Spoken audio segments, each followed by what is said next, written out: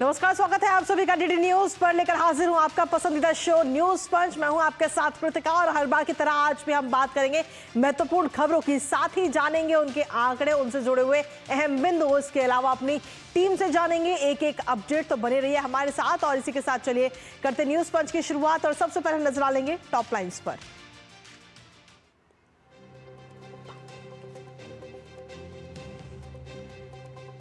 तो आपको बता दें कि आज पहली और महत्वपूर्ण खबर होगी होली के रंग की, जहां होली के रंग में इस वक्त पूरा देश रंगा हुआ नजर आ रहा है। क्या कुछ है तैयारियां होली के रंग से जुड़ी हुई, और किस तरीके से जो लोग हैं जो अपने परिवार से अलग रहते हैं वो जा रहे हैं घर, क्या है तैयारियां प्रशासन की, बताएंगे विस्तार से आपको। लेकिन साथ ही जो दूसरी प्रमुख खबर है वो है पाकिस्तान से जुड़ी हुई, जहां पाक के हाथ से निकली बलूचिस्तान की लड़ाई। जी हां, 1 बजे तक अल्टीमेटम दिया गया था, लेकिन फिलहाल पाकिस्तान सरकार की तरफ से और बीएलए की तरफ से अलग अलग दावे तमाम किए जा रहे हैं। क्या कुछ है वो दावे, बताएंगे विस्तार से आपको। लेकिन साथ ही जो तीसरी प्रमुख खबर है वो है अंतर्राष्ट्रीय जगत से जुड़ी। पुतिन ने अब चल दी अपनी चाल, क्या फिर होगा बवाल। जी हाँ, जिस युद्ध विराम सहमति को लेकर ये बात लगातार की जा रही थी कि पुतिन भी इस युद्ध विराम प्रस्ताव पर अपनी सहमति दे देंगे, लेकिन फिलहाल उन्होंने कई सारी शर्तें रख दी हैं। और क्या है वो शर्तें अमेरिका के सामने, बताएंगे विस्तार से आपको। तो चलिए शुरुआत करते हैं इस खास बुलेटिन की, न्यूज पंच की।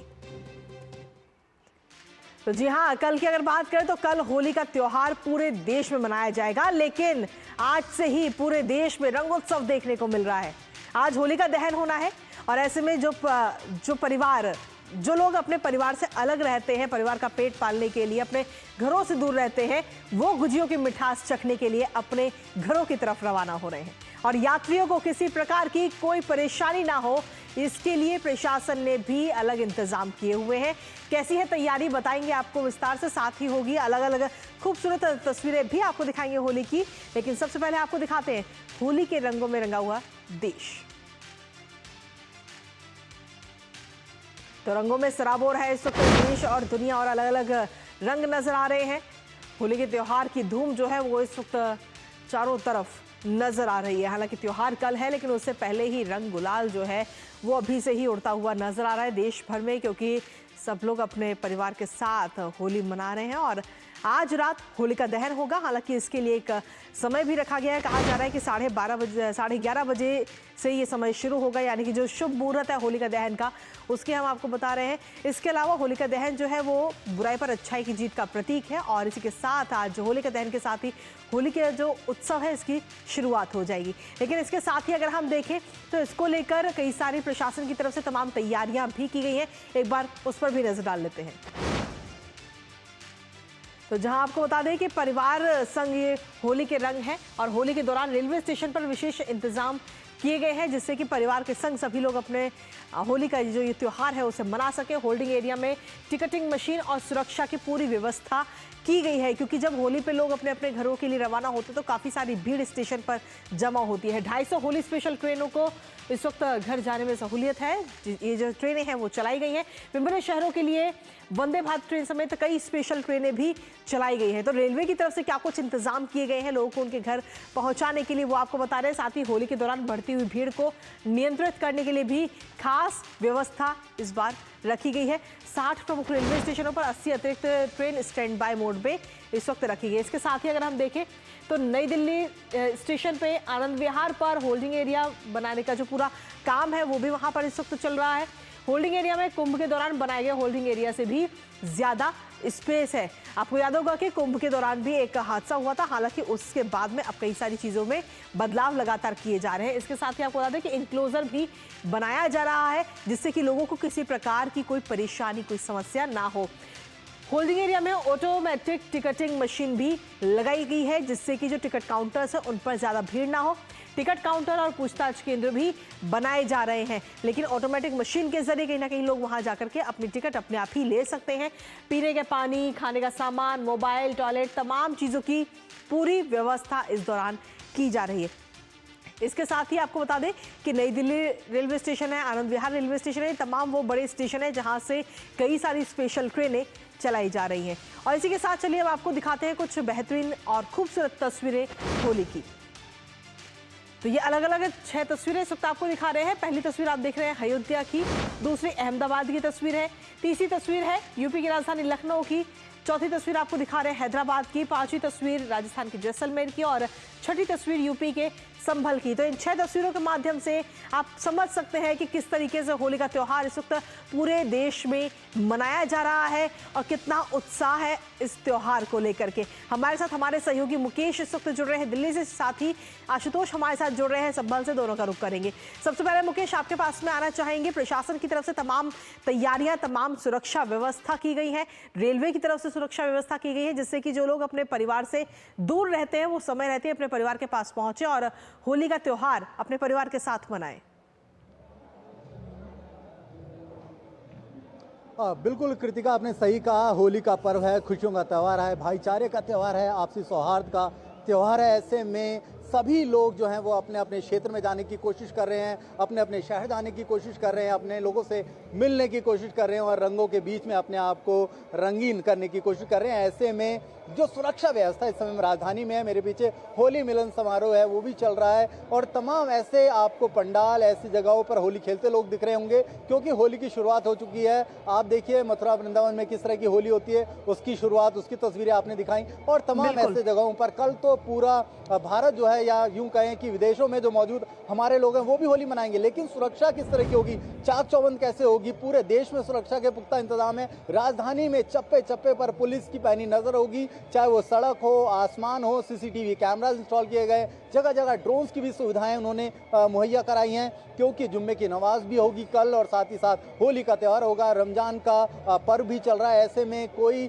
गलत व्यक्ति या कोई संदिग्ध व्यक्ति किसी भी तरह की गलत गतिविधि में शामिल ना हो, किसी भी तरह का माहौल खराब करने की कोशिश ना करे, इसलिए पुलिस ने सभी को सेंसिटाइज किया, सभी को बुला करके ब्रीफ किया और तमाम अमन कमेटी से बात करी है कि वो अच्छे से होली मनाए, साथ ही साथ अपने लोगों के साथ मनाए और जगह जगह जो है वो बैरिकेटिंग गई है, फुट पेट्रोलिंग करी जा रही है, पुलिस को तैनात किया गया। रेलवे में भी ऐसे खासे इंतजाम दिए गए हैं।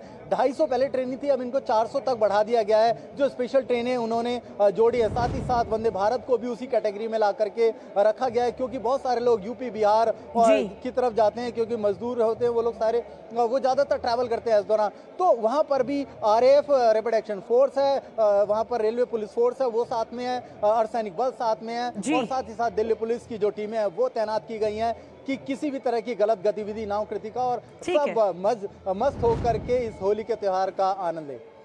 ठीक है मुकेश, आपके पास वापस आएंगे। इस वक्त संभल से हमारे सहयोगी आशुतोष शुक्ला भी इस वक्त जुड़ रहे हैं, सीधा उनकर भी रुख करते हैं। आशुतोष, संभल की अगर बात करें तो संवेदनशील क्षेत्र है और यहाँ पर किस तरीके से होली के त्योहार को मनाने के लिए और साथ ही जुम्मे की नमाज को लेकर किस तरीके की तैयारियां हैं कल के लिए?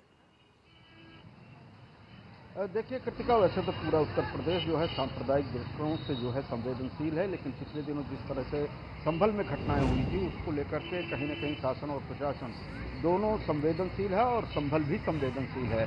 सांप्रदायिक सद्भाव के दृष्टिकोण से जो है समरसता बनाए रखते हुए होली और रमजान के मध्य जो है जो जुम्मे की नमाज पढ़ी जानी है, दोनों को जो है शांतिपूर्वक संपन्न कराने के लिए प्रशासन ने यहाँ पर पूरी तैयारी की है, मुकम्मल व्यवस्था है। बड़ी संख्या में जो है पुलिस बल यहाँ पर तैनात किया गया है और इसके साथ ही लगातार वो संभल की सड़कों पर जो है फ्लैग मार्च कर रहे हैं और इसके साथ ही जो है 250 से अधिक कैमरे लगाए गए हैं, क्लोज सर्किट टीवी, जिससे कि निगरानी की जा सके, ड्रोन से निगरानी की जा रही है और इसके साथ साथ जो है कहीं न कहीं उन अराजक तत्वों को भी चिन्हित किया गया है जो सांप्रदायिक सद्भाव को बिगाड़ने की कोशिश कर सकते हैं। और केवल संभल में ही नहीं, संपूर्ण उत्तर प्रदेश में जो है इस तरह के तत्वों को जो है खोजा गया है, चिन्हित किया गया है और कल ही मुख्यमंत्री योगी आदित्यनाथ ने पूरे इस त्यौहार को पूरी संवेदनशीलता के साथ, पूरी समरसता के साथ जो है संपन्न कराने के लिए अधिकारियों को निर्देश दिया था और साथ ही यह भी कहा था कि होली जो है एक उल्लास का त्यौहार है और इसके उल्लास में खलल नहीं पड़नी चाहिए और जिस तरह से रमजान की नमाज पढ़ी जाती है वह रमजान की नमाज भी पढ़ी जानी चाहिए। 2:30 बजे के बाद जो है संभल में नमाज पढ़ी जाएगी जी। और संवेदनशीलता को ही देखते हुए यहाँ पर जितनी मस्जिदें हैं, लगभग 11 मस्जिद जहाँ से होली के जुलूस निकलेंगे उनको कवर कर दिया गया है कि जिससे उनके ऊपर जो है रंग गुलाल या किसी तरह का जो होली के जुलूस हो उसमें से न जाने पाए, जिससे कि कहीं कोई आपत्तिजनक स्थिति पैदा हो। अब से थोड़ी देर पहले पूरे नगर में बड़ी संख्या में पुलिस बल ने फ्लैग मार्च किया, लोगों में इस बात को आश्वस्त किया कि पुलिस मौजूद है और शांति से आप लोग अपना त्यौहार मनाएं। चलिए, बहुत बहुत शुक्रिया तमाम जानकारी देने के लिए आशुतोष, और साथ ही आपका भी बहुत बहुत शुक्रिया मुकेश, तमाम अपडेट्स हमारे साथ साझा करने के लिए। और इसी के साथ चलिए अब अगली महत्वपूर्ण खबर का रुख कर लेते हैं। पाकिस्तान से जुड़ी अगली महत्वपूर्ण खबर है, जहां आपको बता दें कि बलूचिस्तान में पाकिस्तान को गहरा जख्म मिला और ये जख्म दिया है BLA यानी कि बलूचिस्तान लिबरेशन आर्मी ने। सरकार का कहना है कि सभी यात्रियों को छुड़ा लिया गया है, लेकिन BLA कह रहा है कि अभी 150 से ज्यादा लोग उनके कब्जे में हैं। जहां पाकिस्तान सरकार के लिए संकट की घड़ी है, तो वहीं इस हमले ने चीन की भी चिंताएं बढ़ा दी हैं। पाकिस्तानी सेना का दावा है कि बलूचिस्तान में ट्रेन हाईजैकिंग के बाद बंधक बनाए गए यात्रियों के रेस्क्यू करके ऑपरेशन पूरा हो चुका है और इस दौरान BLA के सभी विद्रोहियों को मार गिराया गया है। हालांकि सेना के इस बयान का BLA ने पूरी तरह से खंडन किया है और इसी बीच पाकिस्तान के रक्षा मंत्री ख्वाजा आसिफ का बयान भी सामने आया, जिसमें उनका कहना है कि BLA कभी भी पाकिस्तान को झुका नहीं सकता है। करेंगे इस पूरे मामले को लेकर चर्चा, लेकिन उससे पहले एक नजर कुछ अहम बिंदुओं पर। तो आपको बता दें कि पाकिस्तान में ट्रेन हाईजैक, जहां BLA कभी भी पाकिस्तान को झुका नहीं सकता है, ये बात कही गई है पाकिस्तान के मंत्री की तरफ से, और पाकिस्तान किसी भी कीमत पर झुकने वाला नहीं है। इसके साथ ही आपको बता दें कि ये जो हाईजैक हुआ था तब से लेकर अभी तक अलग अलग दावे किए जा रहे हैं। साथ ही मंत्री की तरफ से जो मंत्री हैं उनकी तरफ से कहना है कि किसी को हमारे लोगों को बंधक बनाने नहीं देंगे, कल वे और भी लोगों को अगवा करेंगे और फिर उनके बदले में लोगों को रिहा करने की मांग करेंगे। तो सीधे तौर पर कई सारी चीजें अब कहीं ना कहीं इस पूरे मामले को लेकर निकलकर सामने आ रही हैं और मंत्री की तरफ से कहा गया है कि बदले में आतंकियों को रिहा करने की मांग करेंगे। ये बात पाकिस्तान के मंत्री की तरफ से कही गई है और उन्होंने कहा कि ये मंजूर नहीं है। तो ख्वाजा आसिफ की तरफ से ये बात कही गई है। इसके साथ ही आपको बता दें कि BLA की तरफ से भी दावा किया गया है, जहां BLA कह रहा है कि ट्रेन में कुल 426 यात्री थे जब इस ट्रेन को हाईजैक किया गया। पाकिस्तान के सैनिक 214 थे। तो लगातार BLA की तरफ से भी अलग अलग दावे इस वक्त किए जा रहे हैं। इसके साथ ही BLA ने कहा है कि रिहा किए गए यात्रियों की संख्या 212 है, यानी कि कुल संख्या की अगर हम बात करें तो उससे काफी कम रही। कुल कितने पाक सैनिकों की मौत अभी तक हो चुकी है? BLA की तरफ से कहा जा रहा है कि 60 पाकिस्तान के सैनिकों की मौत हो चुकी है। ये BLA की तरफ से दावा है। इसके साथ ही बताया जा रहा है कि अभी कितने सैनिक जो बंधक हैं वो 150 से ज्यादा बताए जा रहे हैं। BLA की तरफ से ये कहा जा रहा है, लेकिन हालांकि पाकिस्तान की तरफ से कहा जा रहा है कि हमने सभी को छुड़ा लिया है। पाक के कई सारे सैनिक जो है वो घायल भी हुए हैं। इसके साथ ही पाक सरकार की तरफ से दावा किया जा रहा है कि सैनिकों ने सभी बलूच लड़कों को मार दिया है, उनको मार गिराया गया है। एक हालांकि इस पूरे मामले में, इस पूरे ऑपरेशन की अगर हम बात करें तो 21 यात्रियों की मौत की बात भी पाकिस्तान सरकार कह रही है। ऑपरेशन के दौरान सिर्फ 4 सैनिकों को खोया है, ये बात पाकिस्तान सरकार की तरफ से दावा किया जा रहा है इसका। इसके साथ ही अगर हम देखें तो पाकिस्तान सरकार कह रही है कि इस मौत के अलावा यानी कुल 25 लोग मारे गए हैं, उसके अलावा बाकी सबको सुरक्षित निकाल लिए गए।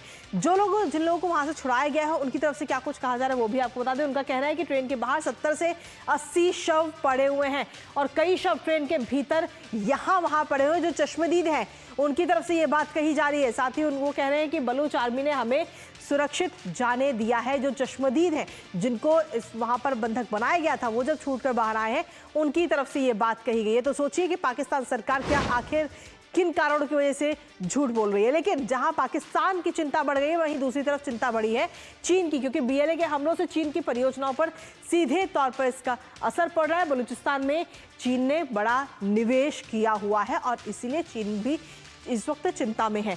चीन ने अपना न्यू ग्वादर एयरपोर्ट वहां पर बनाया है, लेकिन सिर्फ ये एयरपोर्ट नहीं, इसके अलावा एक प्रोजेक्ट भी चीन का वहां पर चल रहा है। CPEC प्रोजेक्ट में चीन की तरफ से पानी की तरह पैसा बहाया गया है, यानी कि खूब सारा पैसा वहां पर लगाया गया है। इसके साथ ही ये कहा जा रहा है कि लगातार हमलों से कहीं ना कहीं खतरा इस वक्त बढ़ता हुआ नजर आ रहा है बलूचिस्तान में, और बलूचिस्तान में जो प्रोजेक्ट्स हैं उनमें पैसा लगाया हुआ है चीन की तरफ से। ऐसे में जब लगातार हमले हो रहे हैं तो कामगारों और जो परियोजनाएं हैं उसके लिए सीधे तौर पर ये जोखिम नजर आता है। CPEC प्रोजेक्ट में कहीं ना कहीं देरी हो सकती है, जो कि चीन का काफी महत्वपूर्ण ये प्रोजेक्ट है। BLA के जो हमले हो रहे हैं उससे चीन की परियोजनाओं पर सीधे तौर पर खतरा मंडराता हुआ नजर आ रहा है। तो जहां एक तरफ हम देखें तो पाकिस्तान इस वक्त काफी परेशान है, वहीं दूसरी तरफ चीन की भी चिंताएं बढ़ी हुई हैं।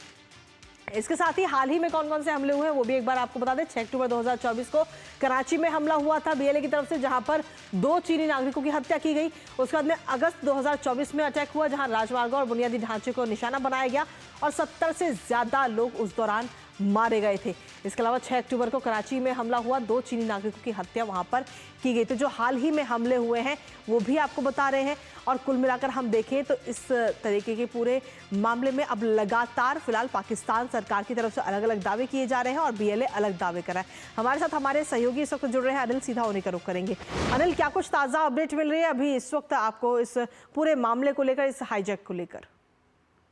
देखिए, इस पूरे मामले में अगर एक बात को हमें बार बार देखना होगा कि देखिए, ये हमास ने जो अक्टूबर 7 पिछले साल जो किया था इजराइल में, बिल्कुल उसी तरह की रूपरेखा है। और बलूचिस्तान जो लिबरेशन जो बीएलओ है वो अब तक छोटे मोटे कारनामे करते रहा है, लेकिन एक तरह से इस तरह का एक जो अभी उन्होंने जो अटेम्प्ट किया है, जो उन्होंने ट्रेन को बंदी बनाने में, ट्रेन के सारे लोगों को बंदी बनाने में कामयाब रहे, मेरे हिसाब से ये जरूर चौंकाने वाली बात है।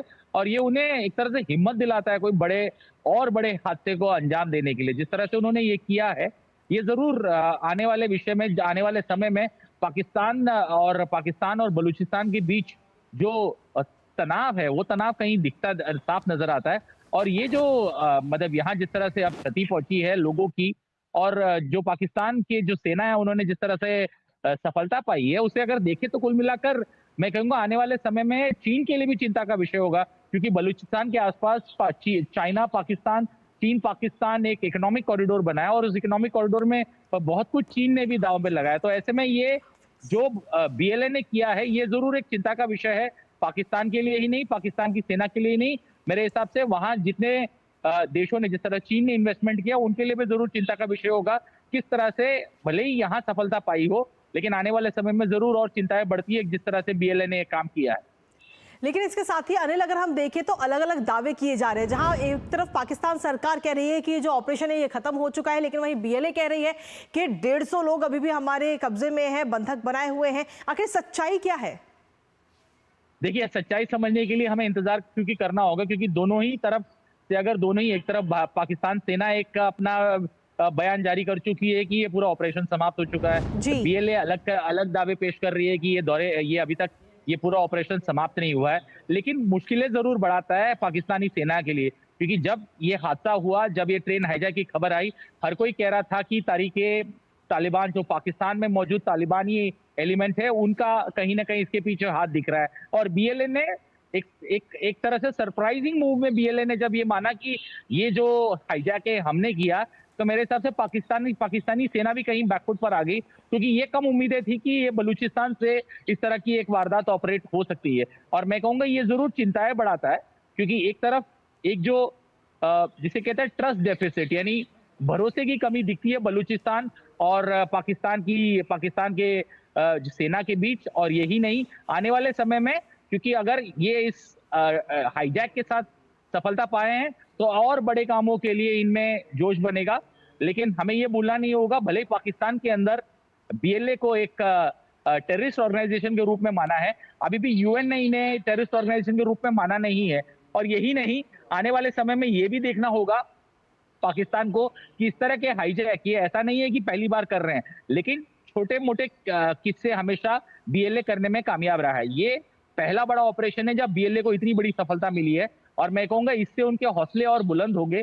और हमें देखना होगा कि आप किस तरह से जो ट्रस्ट डेफिसिट है, उस ट्रस्ट डेफिसिट को हटाने की कोशिश किस तरह से करते हैं, क्योंकि बलूचिस्तान पाकिस्तान को हमेशा से प्रॉब्लम देता रहा है, लेकिन अब प्रॉब्लम की जो स्तर है और प्रॉब्लम की जो गहराई है वो और बढ़ जाएगी इस हादसे के बाद। चलिए, बहुत बहुत शुक्रिया तमाम जानकारी और अपडेट्स हमारे साथ साझा करने के लिए अनिल, और साथ ही इस खबर पर अपनी नजर लगातार बनाए रखिएगा। और इसी के साथ चलिए अब रुक करते हैं अगली महत्वपूर्ण खबर का। अंतर्राष्ट्रीय जगत से जुड़ी ये महत्वपूर्ण खबर, जहां अमेरिका और यूक्रेन के बीच में सऊदी अरब में अहम बैठक हुई थी, जिसमें 30 दिनों के सीज फायर पर सहमति बनी थी। और इसकी पुष्टि यूक्रेन के राष्ट्रपति व्लादिमीर ज़ेलेंस्की की तरफ से भी की गई थी। मगर अब रूस ने अमेरिका के सामने कुछ अहम शर्तें रख दी हैं, जिनके आधार पर वो यूक्रेन युद्ध को समाप्त करने पर सहमत हो सकता है। हालांकि वो शर्तें कितनी नहीं है, या पुतिन का पुराना एजेंडा दोहराने की एक और कोशिश है, इस पर बहस भी काफी तेज हो चुकी है। क्या है युद्ध विराम के प्रस्ताव पर पुतिन की शर्तें, बताएंगे आपको। लेकिन उससे पहले आपको बता दें कि अमेरिका और रूस के बीच शांति वार्ता की संभावनाएं हमेशा से चुनौतीपूर्ण रही हैं। साल 2022 की अगर बात करें तो उस दौरान रूस ने जो शर्तें रखी थी, उनमें से कुछ पर अमेरिका विचार करने के लिए भी तैयार था। लेकिन तब भी इस युद्ध को रोका नहीं जा सका। अब सवाल यह है कि क्या ये नई वार्ता वास्तव में किसी ठोस नतीजे पर पहुंचेगी या फिर ये भी सिर्फ रूस और अमेरिका के बीच एक राजनीतिक दांव पेच बनकर ही रह जाएगी। करेंगे चर्चा, लेकिन उससे पहले आपको दिखाते हैं कि युद्ध विराम पर क्या है रूस की शर्तें। तो ट्रंप के सामने पुतिन ने कई सारी शर्तें इस वक्त रख दी, जिसमें कहा गया है कि 2 शर्तें इस वक्त मुख्य तौर पर पुतिन ने रखी हैं, जिसमें से पहली शर्त है कि यूक्रेन नाटो का सदस्य नहीं बनेगा। ये शर्त इस वक्त पुतिन की तरफ से रखी गई है। और साथ ही दूसरी जो शर्त है वो है क्रीमिया यूक्रेन में रूसी कब्जे को मान्यता दी जाए, यानी कि जो यूक्रेन में जो रूस ने कब्जा किया हुआ है उसको मान्यता दी जाए। हालांकि इससे पहले अगर हम देखें तो रूस पहले भी इस तरीके की मांगे उठा चुका है, जैसे कि हमने आपको बताया कि साल 2022 में भी कोशिश ये की जाती है युद्ध विराम लगाने की।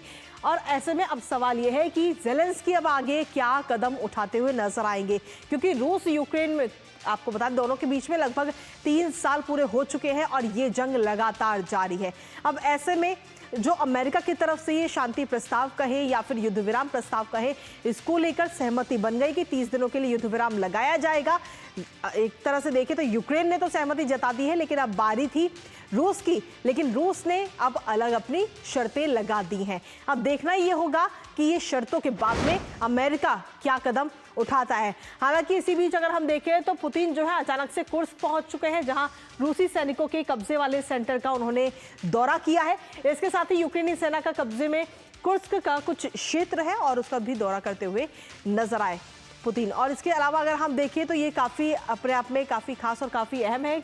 पुतिन ने इलाके को जल्द मुक्त कराने के सीधे तौर पर आदेश इस वक्त दे दिए हैं, जिन पर यूक्रेन ने कब्जा किया हुआ है। साथ ही पुतिन का कहना है कि रूसी सैनिकों से लड़ने वालों को नहीं छोड़ना है, बिल्कुल भी ये बात इस वक्त कही गई है पुतिन की तरफ से। उन्होंने कहा कि इनके साथ आतंकियों जैसा ही बर्ताव किया जाना चाहिए, ये बात कही जा रही। तो जहां एक तरफ शांति समझौते को लेकर चर्चाएं हो रही हैं, वहीं दूसरी तरफ हमले भी लगातार जारी हैं। रूसी सैनिकों के कब्जे वाले सेंटर का दौरा इस वक्त पुतिन की तरफ से किया गया है। हमारे साथ हमारे सहयोगी इस वक्त जुड़ेंगे, लेकिन उससे पहले आपको बता दें कि किस तरीके से यूक्रेनी सेना का कब्जा जो है वो सिमटता जा रहा है, क्योंकि कुर्स्क में यूक्रेन के हजारों सैनिक इस वक्त घिर चुके हैं रूसी सेना की तरफ से।